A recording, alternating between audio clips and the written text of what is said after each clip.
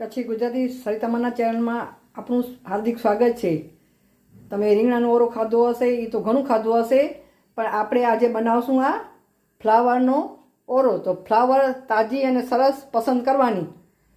તો એને આપણે આ પાંદડાને એના કાઢી લઈએ અને પછી આપણે એની પ્રોસેસ કરશું। આપણે થોડુંક પાણી લીધું છે, 1 કપ જેટલું। એમાં આપણે આ મીઠું એડ કરશું અને 1 ચમચ આ હલ્દી। હવે એને આપણે બરાબર આ મિક્સ કરી લેશું। આવી રીતે આમ મિક્સ કરી લેવાનું।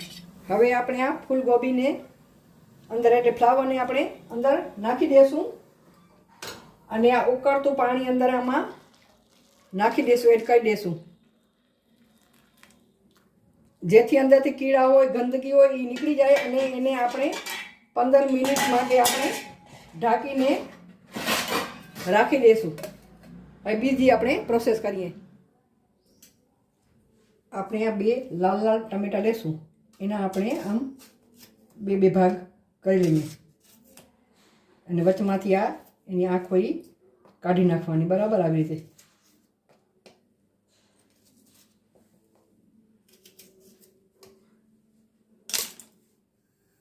હવે આપણે ગેસ ચાલુ કર્યો છે, ઉપર પેન મૂકી દીધું છે અને એનામાં આપણે તેલ એડ કરી દઈશું। હવે તેલને આપણે ગરમ થવા દઈએ।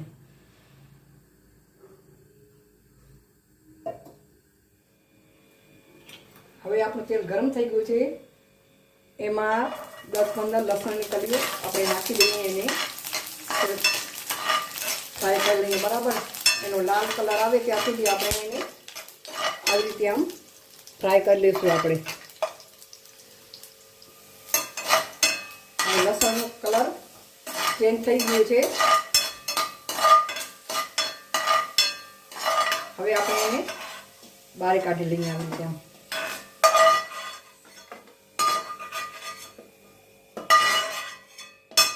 હવે એમાં આપણે આ સૂકી મરચી એને ફ્રાય કરી લઈએ। એને બારી નથી નાખવાની, એને ખાલી ફ્રાય કરવાની। બારી નાખશું ને બળી જશે ને તો એનો સ્વાદ ચેન્જ થઈ જશે, તો મજા નહીં આવે ખાવાની આપણને।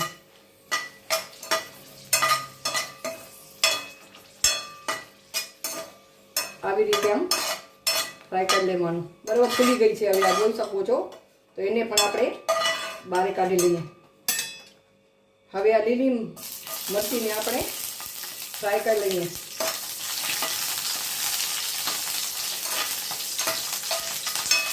બે તીખી મરચી નાખી દઈએ ને 2 મીડિયમ મરચી નાખી દઈએ, લીલી મરચી, બરાબર। તમને જે પ્રમાણે ટેસ્ટ તીખો કે મોરું ગમતો એ પ્રમાણે તમે નાખી શકો છો, બરાબર। હવે ઉપર આમ સફેદ સફેદ આવી ગયું છે કલર, તો એને પણ આપણે બહાર કાઢી લઈએ। હવે આ ટમેટા આપણે કાઢ્યા હતા, એને આપણે આવી રીતે આમ રાખી દઈએ, આમ ફ્રાય કરવા। હવે જ્યાં સુધી પાકે નહીં ત્યાં સુધી આપણે આમ રાખી દઈશું। હવે ફ્લાવરને 15 મિનિટ થઈ ગઈ છે, આપણે એને પાણીમાંથી કાઢી લઈએ છીએ। 20% તો એ બફાઈ ગઈ હશે, બરાબર। હવે એને બધું પાણી આપણે નિતારી લઈએ આપણે। હવે ગેસ ઉપર આપણે આ ફ્લાવરને આવી રીતે આમ શેકવા મૂકી દઈએ ને આપણે શેકી લઈએ, આવી રીતે આમ શેકી લેવાની, બરાબર। આમ હવે આપણી આ ફ્લાવર શેકાઈ ગઈ છે। આપણા ટમેટા હજી બરાબર શેકાણા નથી, હવે હજી શેકાય છે, બરાબર, તેલમાં। એ ફ્લાવર આપણું આ બરાબર શેકાઈ ગયું છે, તો આ આપણે છે ને અંદર આ કાળું કાળું હોય ને એ કાઢી નાખવાનું, એનાથી ટેસ્ટ બગડી જાય। આ બધું આપણે ઉપરથી આમ કાઢી લઈએ બધું, આવી રીતે આ બધું કાળું કાળું બરેલું છે એ થોડું થોડું ઉપરથી આપણે કાઢી લઈએ। હવે આપણે છરીની મદદથી આ બધા ફૂલ નોખા નોખા કરી લઈએ, બધા આવી રીતે બધા નોખા નોખા। હવે બધા ફૂલો નોખા નોખા થઈ ગયા છે, આવી રીતે એને ઝીણા ઝીણા આપણે કસ કરી લઈએ, આપણે ઝીણું ઝીણું બધું ફૂલોનું આવી રીતે આમ કદ્દુકસ જેવું કરી લઈએ આપણે। આવી રીતે બધું આપણે કરી લઈશું। થોડું થોડું કાળું ભાગાશે, વધારે નહીં લેવાનું કે સ્વાદ ચેન્જ થઈ જશે. આવી રીતે આપણે કરી લઈએ બધું. આ શેકેલી ફ્લાવર બધી મેશ થઈ ગઈ છે. હવે આપણે આને એક સાઈડ રાખી દઈએ ને આપણે આ હવે જે આ લસણ મરચું ને બધું ફ્રાય કર્યું હતું એને આપણે ખાંડણીમાં પીસી લઈશું. આપણે એનાથી શાકનો ટેસ્ટ બહુ જ સારો આવે છે આ મસાલો નાખવાથી. આમ હવે આને આપણે ખાંડણીમાં પીસશું. મિક્સર નથી પીસવાનું, આવી રીતે ખાંડણીમાં આપણે પીસી લઈએ. આ મસાલો ખાંડણીમાં બધું પીસી લીધું છે. હવે એને પણ આપણે એક સાઈડ ઉપર રાખી દઈએ. હવે આપણે આ ટમેટા તરફ જઈએ. હવે ટમેટા પણ આ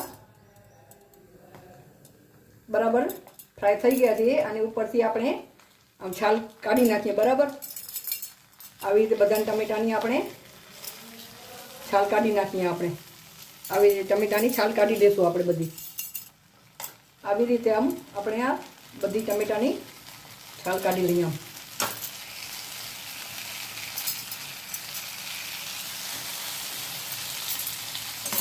હવે ટમેટાને આપણે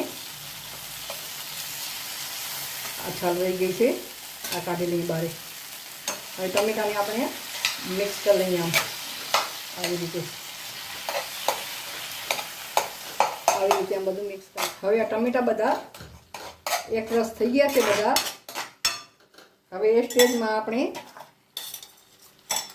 એમાં અડધી ચમચ હળદર પાવડર, 1 ચમચ નહીં પણ આ 2 ચમચ લાલ મરચું પાવડર, બીજું મસાલા કોઈ એડ કરવાની આમાં જરૂર નથી. આમાં સ્વાદ પ્રમાણે આપણે મીઠું નાખી દઈશું. હવે એને બરાબર આપણે આ મિક્સ કરી લઈશું.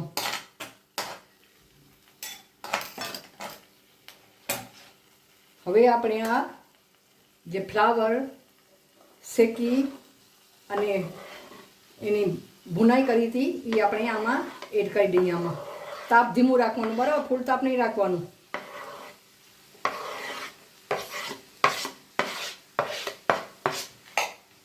હવે આને પણ આપણે આમ બરાબર આમ મિક્સ કરી લઈએ.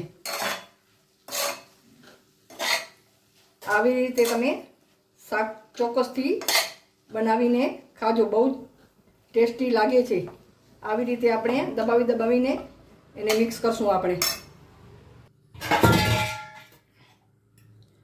આવી રીતે બધું મિક્સ કરી અને ધીમા તાપે આને આપણે 5 મિનિટ માટે ઢાંકીને રાખી દઈએ. આપણે હવે 5 મિનિટ થઈ ગઈ છે, આપણે ચેક કરી લઈએ. હવે બરાબર કૂક થઈ ગયા છે. તમને સાવ એમ થાય કે હજી કૂક નથી તો તમે થોડા પાણીને છીટા ઉપર નાખી શકો છો અને એને સાવ બાળી નાખવાના, પાણી રહેવા નહીં દેવાનું અંદર. હવે આપણે આ જે મસાલો બનાવ્યો તો આપણે ખાંડ્યો તો આ આખા મરચાં, લીલા મરચાં ને લસણ એ અંદર એડ કરી દઈએ. એનાથી ટેસ્ટ બહુ સારો આવે છે. આવી કોરું મસાલો શાકભાજી બનાવવો હોય, શાક તમે બનાવો તો આમાં આવી રીતે મસાલો નાખો તો એનો ટેસ્ટમાં બહુ જ વધારો કરે છે. હવે આપણે આને મિક્સ કરી લેશું.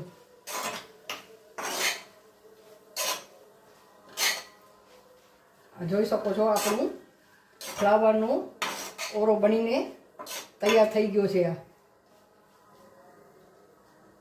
હવે આપણે એમાં ધાણા લીલા નાખી દઈએ, કટ કરેલા.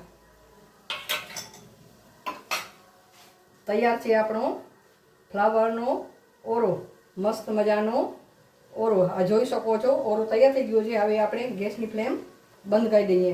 આપણે રોટલી જોડે, ભાત જોડે પણ આપણે આ ખાઈ શકીએ છીએ ને એનો ટેસ્ટ બહુ સારો થાય છે. તમને મારી રેસીપી ગમે તો લાઈક કરજો, શેર કરજો, કોમેન્ટ કરજો અને મારા ચેનલને જરૂરથી સબસ્ક્રાઈબ કરજો.